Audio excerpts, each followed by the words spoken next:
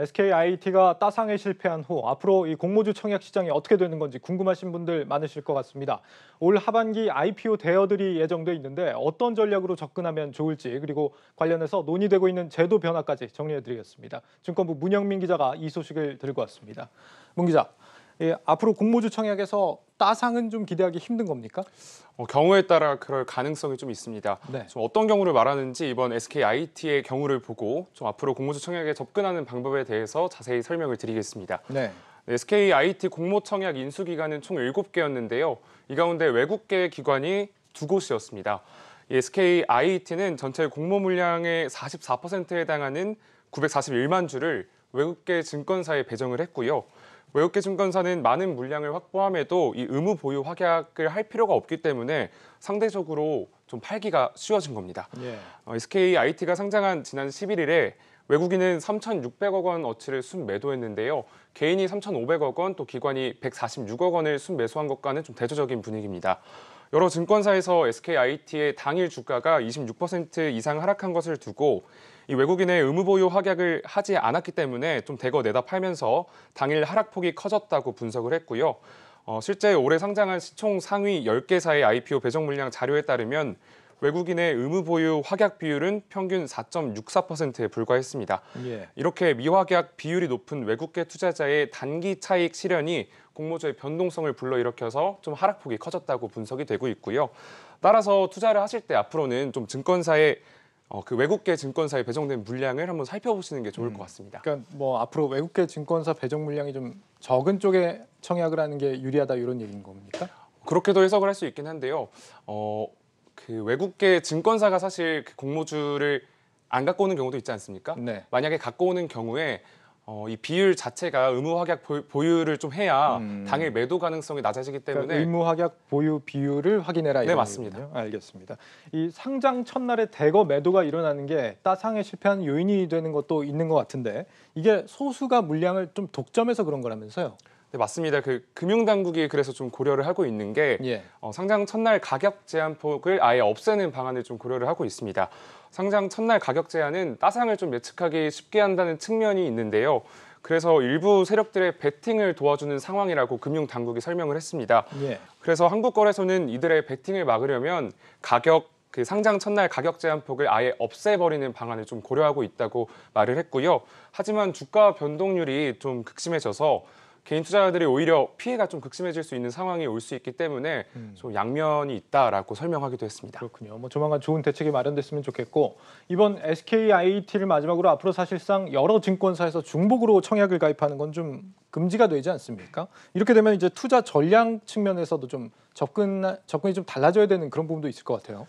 말씀하신 것처럼 다음 달 19일부터 이제 증권 신고서를 제출한 기업들에는 중복 청약이 불가능합니다. 예. 이 중복 청약으로 청약 증거금과 상관없이 계좌 수를 좀 많이 만들면 공모주를 받을 수 있는 좀 확률이 높지 않았습니까? 그렇죠. 근데 이제는 이러한 좀 문어발식 청약 자체가 불가능해지면서 일명 청약대란은 조금 진정될 것으로 보입니다. 네. 이제 한 증권사에만 청약을 신청할 수 있게 됐는데 이때 좀 전략적으로 접근을 해야 좀 공모주를 한 주라도 더 받을 수 있겠죠.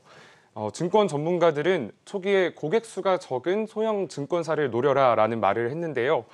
이 규모가 작은 소형 증권사에 청약을 신청한다면 경쟁률이 상대적으로 낮아지기 때문에 조금 유리하다라는 말입니다. 그렇군요. 고객이 적은 증권사에 증거금을 집중해라. 이 따상은 없었지만 어쨌거나 이 청약을 통해서 많은 분들이 수익을 거둔 게 사실입니다. 앞으로도 이 청약 열기는 계속될 걸로 보이는데 혹시 기대가 되는 IPO 일정 어떤 게 있습니까? 이름만 들어도 알만한 그 대역급 IPO가 좀 줄줄이 대기가 돼 있습니다. 네. 코로나19 진단 키트로 잘 알려진 SD 바이오센서는 이달 12일에 이미 그 코스피 상장 예비 심사를 통과를 해서 상장 좀 준비 막바지 단계에 있다는 평가가 있고요. 예. 또 현재 상장을 위해 심사를 진행하고 있는 대역급에는 크래프톤, 카카오뱅크, 카카오페이 등이 있습니다.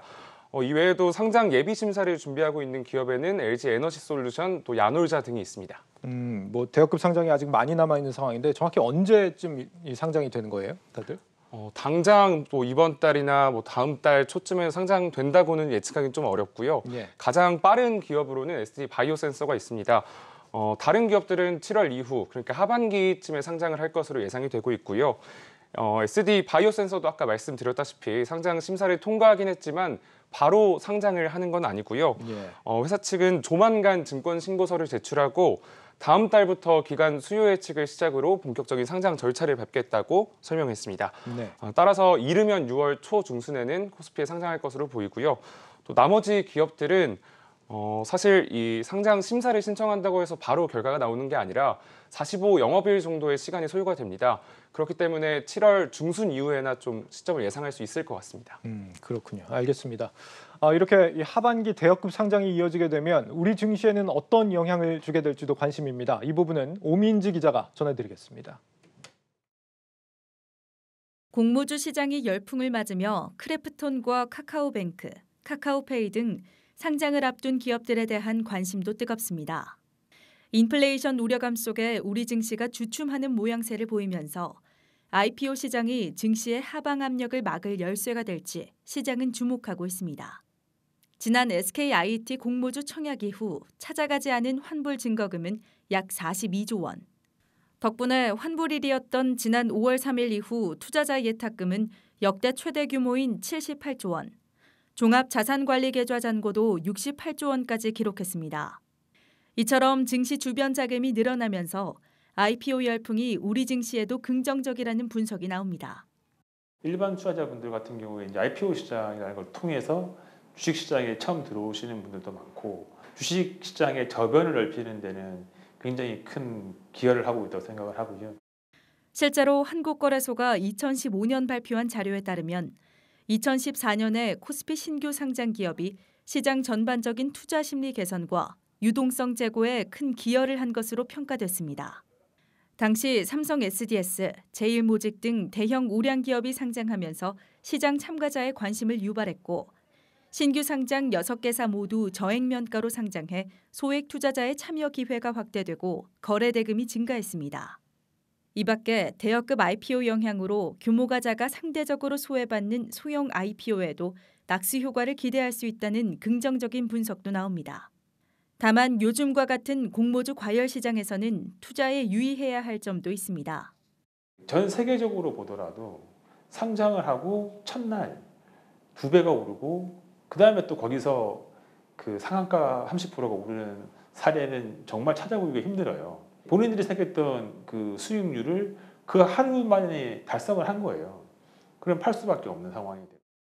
과열된 IPO 시장이 증시의 양날의 검이 될 수 있다는 분석이 나오는 가운데 대여급 IPO 이벤트를 앞두고 시장은 촉각을 곤두세우고 있습니다.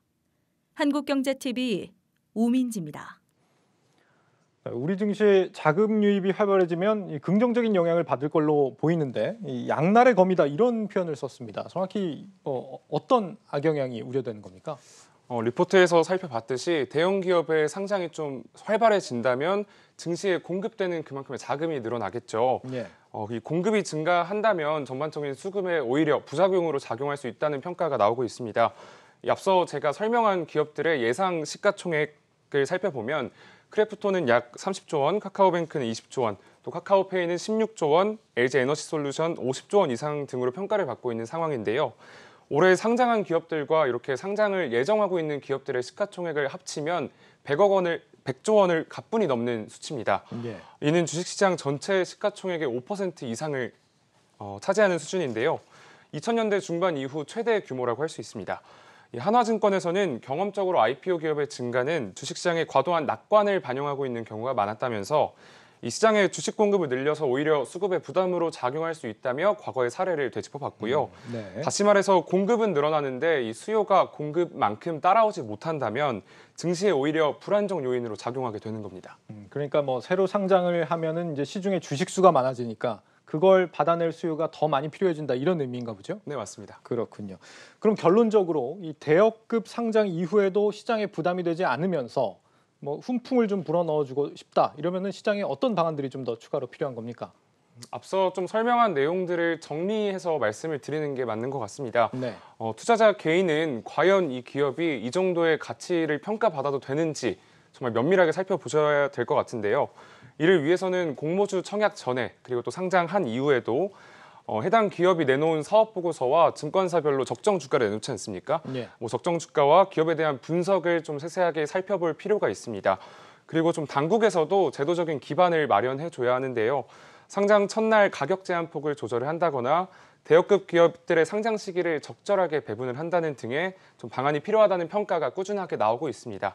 또 이에 더해서 외국계 증권사에 대한 의무 보유 확약 비율을 조금 높여서 당일 변동성을 줄이는 방안 또한 제기가 되고 있고요. 예. 결론적으로 투자자 개개인과 또 금융당국의 모니터링 그리고 관련 제도가 좀 뒷받침이 되어야 한다는 겁니다.